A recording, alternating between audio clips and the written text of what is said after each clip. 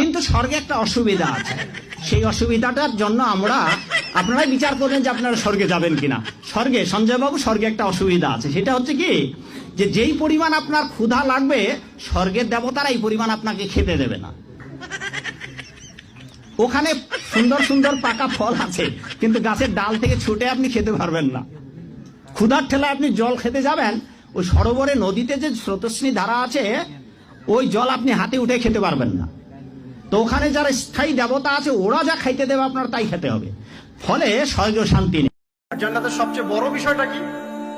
আল্লাহ পাককে আমরা এই চোখ দিয়ে দেখতে পারবো ইনশাআল্লাহ।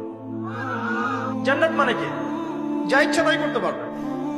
জান্নাত মানে কি? আপনি চাচ্ছেন, আল্লাহ আমি এখন একটা খামর চাই, শরাব আপনার সামনে হাজির, চিন্তা করার সাথে সাথে। জান্নাত মানে কি? আল্লাহ আমি আপনাকে দেখতে চাই, আল্লাহকে আপনি দেখতে পারবেন।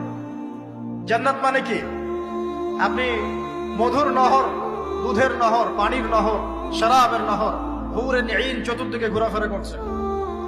একজন নিম্নমানের জান্নাতি, মানে সবচেয়ে শেষের দিকে যারা জান্নাতে যাবে, তাদের সাথেই দুজন করে হুরুন ঈন, আহাল পরিবার তো আছেই, গিলমান পানপাত্র নিয়ে চারপাশে ঘোরাফেরা করবে। জান্নাত মানে কি? যেখানে যা ইচ্ছা তাই করা যাবে, বলার কেউ নাই, বাধা দেওয়ার কেউ নাই, সেখানে কোনো মৃত্যু নাই, সেখানে কোনো অহেতুক কথাবার্তাও নাই, কোনো গান গল্প নাই, কোনো মিথ্যা নাই, কষ্টের ক্লেশ মাত্র নাই, থুতু ফেলতে হবে না। জান্নাত মানে থুতু ফেলতে হবে না। জান্নাত মানে হাঁচি হবে না, নাক ঝাড়তে হবে না। জান্নাত মানে ইস্তেঞ্জা, পেশাব পায়খানা করার টেনশন নাই। মানুষ খাবার খাবে, একটা ঢেকুর তুলবে, ব্যাস খাবার হজম হয়ে গেছে। আর জান্নাতের সবচেয়ে বড় বিষয়টা কি? আল্লাহ পাককে আমরা এই চোখ দিয়ে দেখতে পারবো ইনশাআল্লাহ।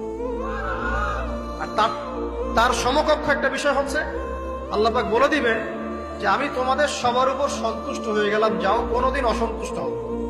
ব্যাস,